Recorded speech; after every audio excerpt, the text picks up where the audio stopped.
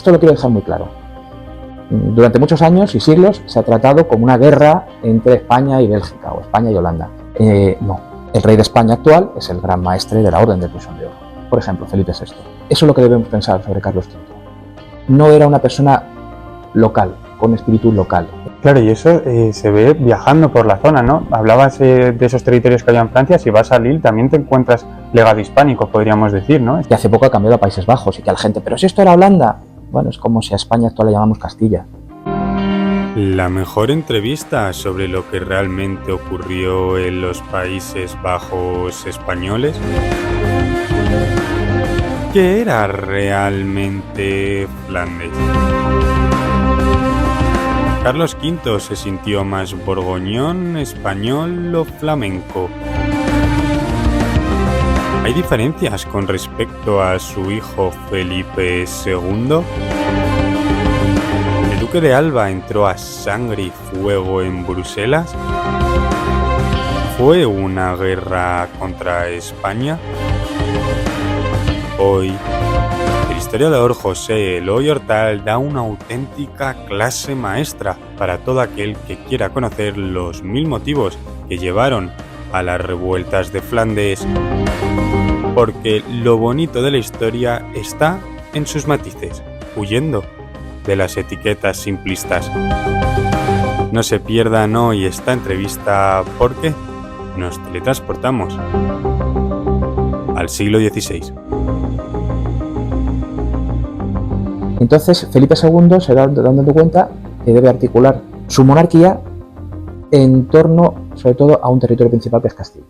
Bienvenidos un día más a Trincheras Ocultas, bienvenidos a un nuevo programa que me hace muchísima ilusión presentar, porque hoy, si algo vamos a hacer, es aprender historia. Vamos a aprender más de ese siglo XVI y esas relaciones entre Flandes y España, los Países Bajos y España. Ahora vamos a intentar también entender estos dos conceptos, Países Bajos y Flandes, con un entrevistado de lujo, de verdad. He estado hablando con él ahora fuera de cámaras y conoce realmente lo que ocurrió en ese siglo XVI, está especializado y vivió allí también. Ahora me corregirá, no sé si era Lovaina, pero ahora me corregirá, y conoce realmente estas relaciones, como estaba comentando, entre España y los Países Bajos. Carlos V y Felipe II.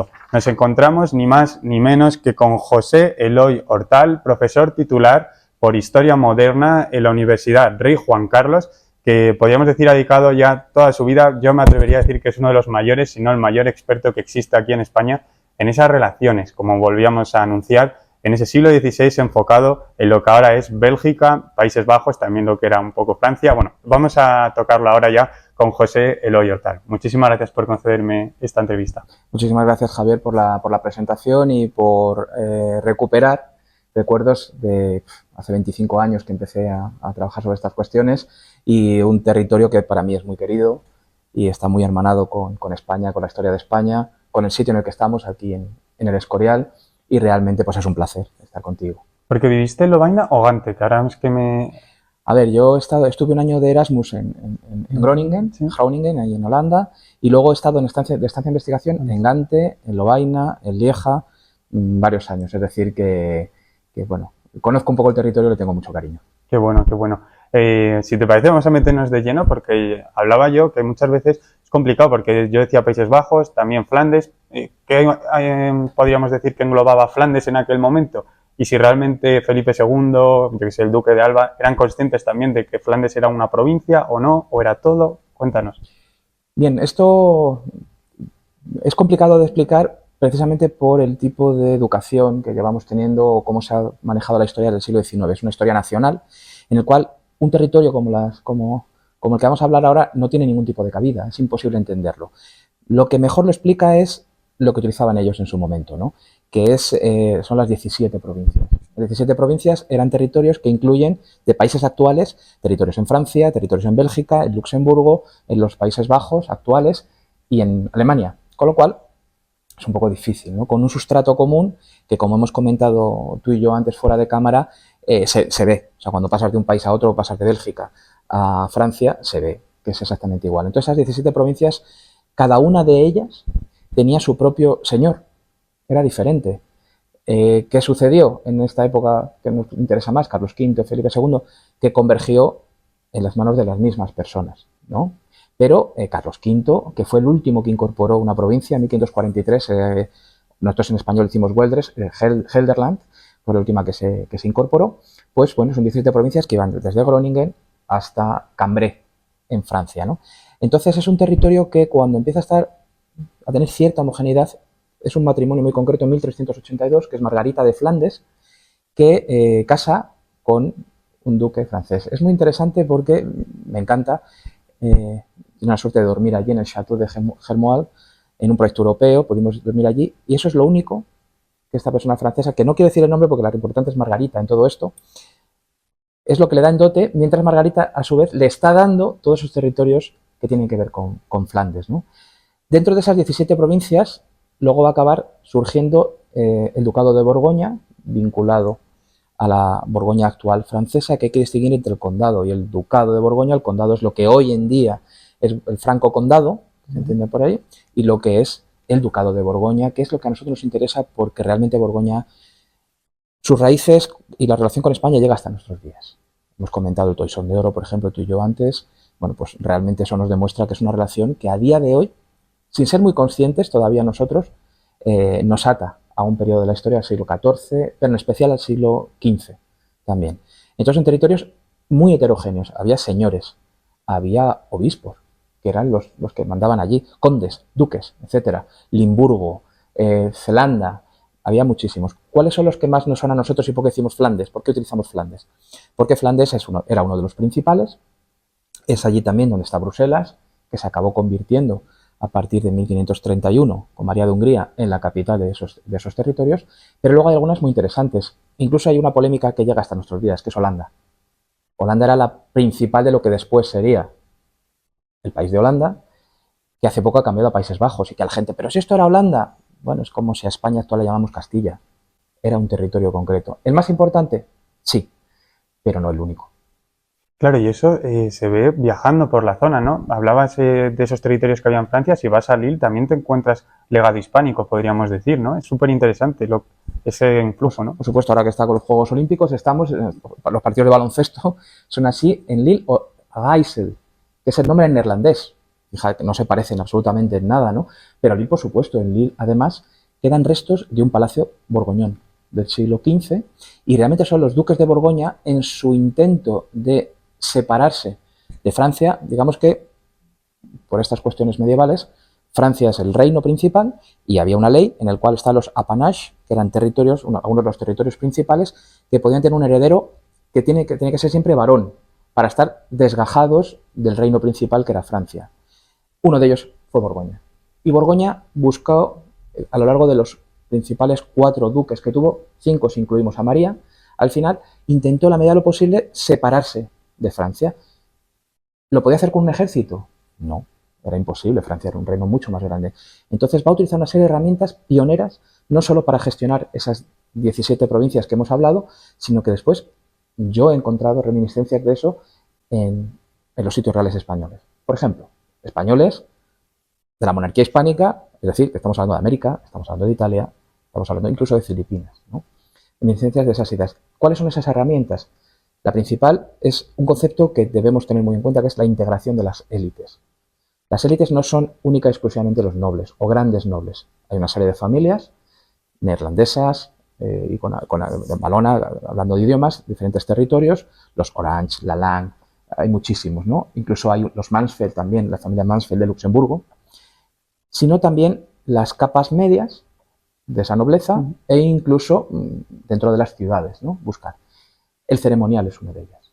El ceremonial es una manera de integrar la Orden del Toisón de Oro. Cuando un caballero entraba en la Orden del Toisón de Oro, estaba reconociendo que el duque de Borgoña estaba por encima, que era el gran maestre.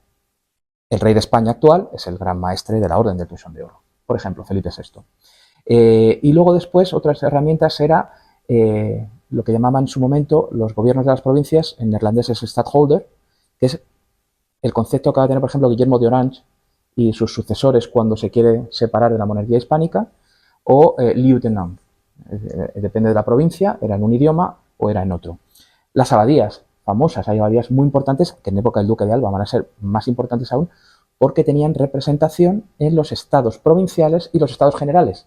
Había unos estados para cada provincia, de esas 17 provincias, y luego unos generales donde se reunían los representantes de todas ellas, ¿no? Equivalente a las Cortes de Aragón, por ejemplo, con diferencias, por supuesto, ¿no? Entonces, hay una serie de herramientas que ellos se dan cuenta, es decir, no es el uso de la violencia o el uso de otro tipo de cuestiones, sino había otra cosa muy interesante que eran las bandes d'ordonnance, que eran una especie como de pequeños ejércitos que estos nobles podían levar. Es un concepto que luego se intentaría eliminar porque si un noble puede levar un ejército puede afectar al monarca, como sucedió en el siglo XV en Castilla, tantas y tantas veces, ¿no? Que es un proceso del cual podemos hablar después. Es decir, hay una serie de herramientas que van a desarrollar el Ducado de Borgoña estupendamente y maravillosamente, la gestión de los sitios reales, por ejemplo, y que luego después la monarquía hispánica va a utilizar alguna de esas herramientas, no solo para los territorios flamencos que entendemos, sino para el resto de la monarquía.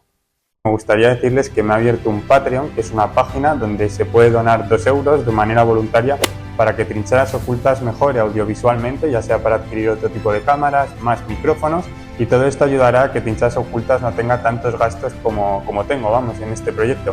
Igualmente no es nada obligatorio, pero voy a dejarles por ahí el link de Patreon, de esa página, para todo aquel que quiera hacer una pequeña contribución voluntaria con 2 euros, por ejemplo. ¿Por qué España decide defender estos territorios? Claro, lo primero es existir, es tener imagen, buena o mala, pero tener imagen.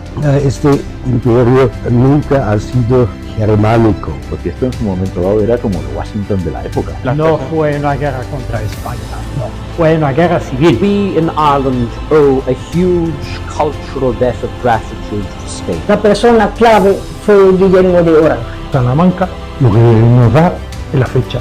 A ver, la leyenda negra, donde tienen más adeptos, es en España. Qué bueno, porque vamos a hablar en esta entrevista de Carlos V, Felipe II, el Duque de Alba. Me gustaría comenzar con el emperador, Carlos V. Bueno, esta es una pregunta que siempre suelo hacer. ¿Qué se sentía él más? Y encima tú, fascinado como estás por Borgoña, él siempre quiso recuperar Borgoña. Cuéntanos un poco la situación personal que vivía Carlos V. ¿Se sentía más borgoñón, más alemán, más belga, más... Bueno, belga en ese momento no se podía decir, pero más español? ¿Qué es lo que realmente, hablando personalmente de Carlos V, qué quería él? Carlos V, desde que nació, y aquí tenemos que hablar de un personaje crucial, que cuando, por ejemplo, yo empecé a investigar, me sorprendió estando en Groningen, tuve que coger un curso en español, de literatura en español, porque no había créditos suficientes entre neerlandés o inglés. Y de repente una de las profesoras me empezó a hablar de Margarita de Austria, ¿no? Una persona que tenía su corte en Malinas, etcétera, tía de Carlos V, que luego con el tiempo aprendí que había estado casada con el heredero de Castilla, que falleció, y con el heredero de Saboya. Y de todos esos territorios donde ella estuvo, resulta que acabó teniendo consejeros tan importantes como Gatinara, que es uno de los grandes gestores y creadores del imperio de Carlos V posteriormente, ¿no? ¿Por qué digo esto? Porque eso es lo que debemos pensar sobre Carlos V. No era una persona local, con espíritu local. Era una persona que ya desde muy joven, y por azares de la vida, esas circunstancias, esos matrimonios que todos conocemos, de Juana, de Felipe, este que he comentado de Margarita, con Juan, el heredero de los Reyes Católicos, y muchos otros, van a converger en él una cantidad de territorios como nunca habían existido. Es decir, es el final de ese feudalismo, poco menos, más o menos, que los ingleses llamaban el bastard feudalism, pero bueno, que es otro momento diferente en torno a las cortes, cómo se gestiona, y él se va dando cuenta que para poder gestionar todos esos territorios necesita respetar en la medida de lo posible, cómo se gestionan esos territorios a sí mismos. Pero su corte se va a convertir como en el vértice donde van a converger todas las ideas, las élites también de todos esos territorios. Sobre todo en torno a un elemento muy importante que son las casas. Hasta igual, cuando yo empecé a investigar, era una acumulación de listados de personas, de servidores, etcétera, que más o menos la idea que yo tenía y que se transmitía era pues que servían, ¿no? Que ponían la mesa y todo este tipo, que también lo hacían, por supuesto, ¿no? Pero luego te vas dando cuenta que realmente es cómo se gestó el imperio. Entonces, en su territorio, en su casa real, van a converger gente del Sacro Imperio, gente de la actual Italia, gente de la actual Bélgica, de la actual, bueno, Francia, incluso, y por supuesto España, etcétera, ¿no? E incluso llegó a haber polacos. Tengo polacos que, bueno, te sorprende un poco, ¿no? Y te vas dando cuenta que es la manera de que, a través de una serie como de cadenas, sus ideas llegan a todos los territorios de la monarquía hispánica, por supuesto, incluidos aquí, los Países Bajos, ¿no? Entonces, todo el mundo marca como dos etapas. Hasta 1529-30 aproximadamente es cuando los flamencos, borgoñones, van a tener un poder decisorio real en el entorno de Carlos. Y todo el mundo habla, pues, bueno, pues que más o menos, de hecho se habla de la vía flamenca, ¿no? Cómo se va a llevar. A partir de ese momento, y en especial por personajes como Gatinara, Cobos, Francisco Los Cobos, una persona importantísima, nacido en Úbeda, un secretario, y otros personajes, Tavera, el cardenal Tavera, bueno, muchísimos otros, van a acabar configurando una idea vía imperial, que se llama, en el cual él se da cuenta de que es necesario que tiene que salir un poco de ese entorno y Castilla es el que se tiene que acabar convirtiendo en el gran reino, no el único, pero el gran reino, y entonces mantiene su casa de Castilla, donde se integran, pero curiosamente hay una paradoja. El servicio principal que tiene es la Casa de Borgoña, porque la Casa de Borgoña, gracias a los duques de Borgoña, representa mucho mejor la majestad, la caballeriza, por ejemplo, muestra fenomenal cómo el monarca era capaz, mucho mejor que la caballeriza castellana, que era un poco más de andar por casa, digámoslo. Es decir, que era el servicio y el ceremonial más desarrollado, el de Borgoña. Pero fíjate la contradicción, que es, en el siglo XVII se mostrará. Castilla poco a poco se va convirtiendo en el reino principal, pero el servicio a la borgoñona, el ceremonial a la borgoñona, es el que va a ser el que va a gestionar todos esos territorios. Siempre en contacto con las cuestiones locales. O sea, es decir, no se llegaba a América y se destruía todo. No, se buscaba de qué manera era posible, con una idea principal que viene de Europa, mostrarlo allí. Yo he encontrado estas reminiscencias en la Capilla Real de Filipinas, por ejemplo, en Manila. Porque entonces podemos decir que se sentía también más europeo, quizás, el viajar por sus naciones, más que enfocarlo, ¿no?, a un nivel local. Exactamente. Además, él era el último rey que tiene una corte peripatética o ambulante, el señor rey de la monarquía hispánica, e iba viajando. Más que la idea de europea, la idea de cristiandad, que es el concepto que utilizó en aquel momento, pero lo tenía claro y toda su vida estuvo, y es Felipe II, como bien sabemos, el que va a provocar un poco el cambio de esa corte ambulante a una capital en Madrid. Ojo, esto también quiero decirlo, Madrid no fue la única corte que hubo, porque hay un libro que se llama Solo Madrid es corte, que ha hecho un poco confundir además. No.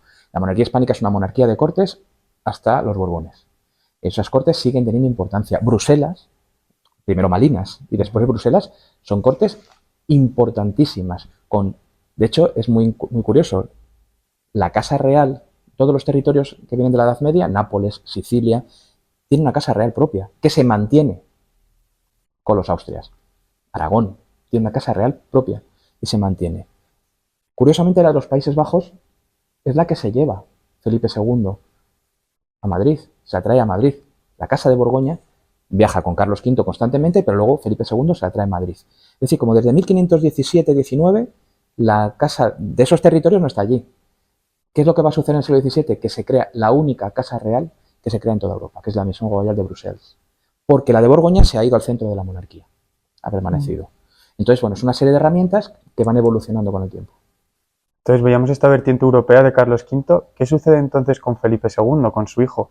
¿Cuál es la relación que va a tener con estas 17 provincias? Porque conocemos el felicísimo viaje, luego no sabemos si tiene intención de viajar otra vez. ¿Por qué se produce esta desconexión, podríamos decir, con esos territorios? Después de muchos años investigando y todo, yo lo que me di cuenta es la ruptura de la integración de las élites. Ese concepto que hemos comentado antes, ¿no? Es decir, un sistema generado por los duques de Borgoña, que continúa con mayor o menor acierto, pero con gran acierto. Margarita cuando es regente y cuando es gobernadora, y María de Hungría. Pero ya con María de Hungría, y en esa segunda parte del reinado de Carlos V, hay una serie de cuestiones que van cambiando. Por ejemplo, los gobernadores de provincia, hemos comentado que es necesario que esa nobleza no tenga la posibilidad de levantarse en armas, por ejemplo, contra los monarcas, como había sucedido durante toda la Edad Media, ¿no? Entonces, esas bandes ordonnances que hemos dicho, pues se dejan sin cubrir. Una vez que se quedan vacas, como decían en el momento, vacías, ya no hay quien la lleve, que la tenga, pues se dejan sin cubrir. Los gobiernos de provincias Se restringe, por ejemplo, en vez de ser vitalicios, van a ser por X años. O no se cubren. Por ejemplo, la propia gobernadora se queda para sí misma, María de Hungría, se queda el gobierno de Flandes, una de las grandes provincias, ella. Y los gobernadores subsiguientes, Margarita de Parma, Requesens, Alba, son los gobernadores de Flandes. Entonces ya vemos una cierta ruptura en ese elemento. ¿Qué es lo que hace Felipe II cuando llega al trono? Después del felicísimo viaje de conocer de primera mano y perfectamente cómo funcionan esos territorios y otros tantos, y después Inglaterra, como bien sabemos, ¿no? Él se da cuenta en un momento determinado que es necesario para que la monarquía hispánica sea viable a largo plazo, que hay que estructurar esos territorios de otra manera. No puede existir esa, no quiero utilizar la palabra autonomía, pero bueno, como esa diversidad tan grande. Hay que homogeneizar. Y aquí hay un concepto clave que es el de confesionalización. Siempre que vemos confesionalización podemos pensar que es como en la Reforma luterana, protestante, etcétera, que es que cada cuyos regio, ellos religio, ¿no? Que es decir, cada reino tiene su propia religión. No es solo eso, es homogeneizar esos territorios. Es decir, es necesario que haya una serie de cuestiones comunes. Pongo un ejemplo. La persecución de los moriscos, que en época del cardenal Espinosa, 1569, 70, 71, Juan de Austria tiene que intervenir en la guerra de las Alpujarras, etc. Eso es por homogeneizar. Es decir, ya no se puede llamar uno con un nombre musulmán, es necesario que tenga un nombre cristiano, que vistan de una manera parecida, que tengan costumbres parecidas. Entonces, Felipe II se da dando cuenta que debe articular, es un concepto importante también, articular su monarquía en torno, sobre todo, a un territorio principal que es Castilla. No quiere decir que los demás no tengan su importancia, pero él cada vez va a intentar menos que las élites estén en su corte, lo que había hecho Carlos V, sino que se vayan quedando en sus territorios, cada vez más. Entonces va restringiendo esos espacios de integración de esas élites, claramente, ¿no? Y hay una cuestión que también, por ejemplo, se ha estudiado mucho, que es, por ejemplo, lo del duque de Alba con los impuestos. La alcabala famosa, etcétera, ¿no? El 10º de la alcabala. Bueno, pues siempre hemos oído una cuestión de privilegios, y sí, es cierto, pero en realidad era una cuestión de confesionalización, de homogeneizar. Es decir, que esos territorios pagaran los impuestos no más o menos, sino de la misma manera que podían suceder en Castilla, que es de donde es el origen de esos impuestos, ¿no?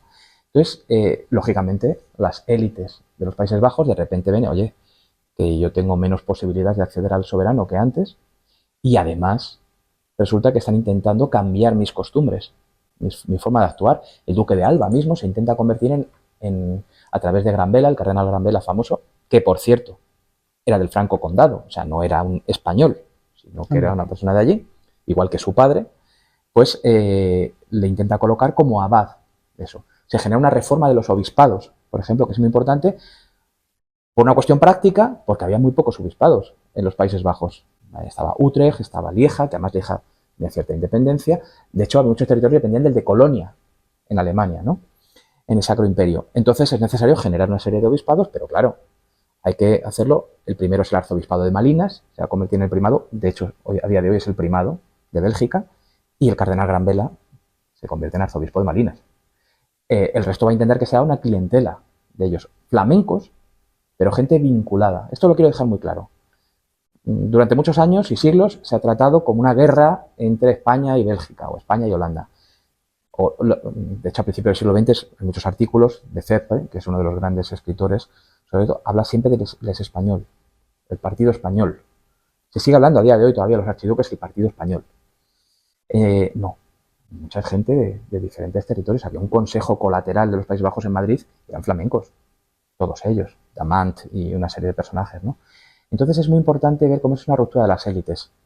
Esto hay que unirlo a otro elemento importante que es la domesticación de la nobleza. Domesticación que no pueda estar todo el día guerreando y que esté dentro del domus, de la casa, de la corte. Entonces se cambia el escudero por el cortesano, para que esté domesticada, de la palabra domus, ¿no? Y al mismo tiempo se da una importancia mucho más importante a los secretarios que vienen de las universidades. ¿Flamencos o no? La mayoría flamencos, algunos no, pero la mayoría flamencos. Entonces esa gente empieza a tener importancia en los consejos colaterales, en los estados provinciales, estados generales, y entonces es una doble pugna. Las élites territoriales, por un lado, y luego esas élites contra los letrados, que poco a poco van ocupando esos espacios que ellos tenían antes. Y entonces, pero porque en realidad es un proceso que se va viviendo en casi todas las monarquías del momento. Y Felipe II es el que hace ese cambio, digamos, y el que le va tocando. Porque él conocía de primera mano y dice, para hacer viable la monarquía es necesario llevar a cabo este tipo de cambios. Pero ¿hace ese cambio antes de la iconoclasia o después porque ve lo que está sucediendo? ¿Se estaba abrazando ya esas ideas protestantes y por eso decide actuar? ¿O esto lo hace antes de todo? Lo hace antes. Antes, vale. Esto, a partir del año 1559-60, por ejemplo, un caso, ¿no? Ya empieza de antes. Si uno ve los grabados de Hohenberg famosos sobre la abdicación de Carlos V, quien está a su derecha es Orange. En San Quintín, el que lleva el ejército de la monarquía hispánica es, bueno, aparte del Saboya, es Egmont, el conde de Egmont. Es decir, que esa gente que está al lado del soberano, del emperador, además, Carlos V, de repente la casa que se había generado para el príncipe Felipe, que la casa se genera de cara al felicísimo viaje, para mostrar al monarca de una manera determinada. Qué curioso que sigue el modelo que te he comentado antes, es decir, la principal, la de Borgoña, es la que muestra, pero la de Castilla no puede desaparecer. Y de repente, pero en ese servicio ya no están esas élites. Hay nobles de medio nivel. Uno es muy conocido, es el capitán de las guardias de los archeros de Corps, que son flamencos. Por cierto, esa es la guardia más importante de la monarquía hispánica, de los reyes españoles, hasta el final de Carlos II, pues es uno de los personajes que después, en 1568, le van a cortar la cabeza, por ejemplo, ¿no? Entonces, y es un noble de segundo nivel. Es decir, ya se ha producido ahí, y eso es en época de Carlos V. Sí, sí. Ya no es solo Felipe el que está decidiendo sobre su casa, sino él era el heredero. Entonces, otro ejemplo, los gobiernos de provincia que hemos dicho. Otro que me llama la atención es que se habla, por ejemplo, que podían haber utilizado las órdenes militares, como el Toisón de Oro, para integrar. ¿Qué es lo que hace Felipe II? El último capítulo en los Países Bajos en San Babón, en Gante, en 1559, y se lleva la orden del Toisón de Oro de los Países Bajos, se la lleva a Madrid. Sigue en Madrid, por ejemplo, ¿no? Se habla de que le podían utilizar la Orden de Santiago, de Calatrava, y hay un estudio hecho. Pero qué curioso que los personajes a los que se da esas órdenes son clientes, hechuras, como se llama en la época, de Gran Vela. Es decir, letrados. No son grandes nobles los que están recibiendo eso. Incluso hay una de mis primeras publicaciones en el año 2002, creo que es, que hay que encontré en Simancas, había un estudio para crear una orden militar propia de los Países Bajos, la Orden de San Andrés, lógicamente. Nadie adivinaría quién es el que la impulsó, el Duque de Alba. Anda. E incluso hay un listado que he publicado en su momento, donde aparece las encomiendas, el dinero que recibirían, pues los 5.000 reales, 5.000, todo lo que va poniendo, y las personas que el propio Duque de Alba propone para esos. Entonces, ahí es muy interesante por ver, porque el Duque de Alba mismo se dio cuenta, y sus secretarios, que era necesario integrar a los grandes nobles, que son los que él propone para las encomiendas de más dinero, y a diferentes escalas. Nunca se llevó a cabo. Bueno, vamos a meternos ahora, por ejemplo, a hablar un poco del Duque de Alba. Felipe II, ¿por qué decide enviar al Duque de Alba? Era la primera opción que él tenía. ¿Y cuál es la alternativa que surge? Lo que en su momento se llama la facción albista, en torno al Duque de Alba. Entonces, curiosamente, su triunfo se convierte en su fracaso, porque la cabeza de ese grupo muy heterogéneo, que es el Duque de Alba, de repente se ve impelido, oye, vale, hay que aplicar una serie de ideas que tú tienes, pues te vas a ir allí y lo vas a hacer.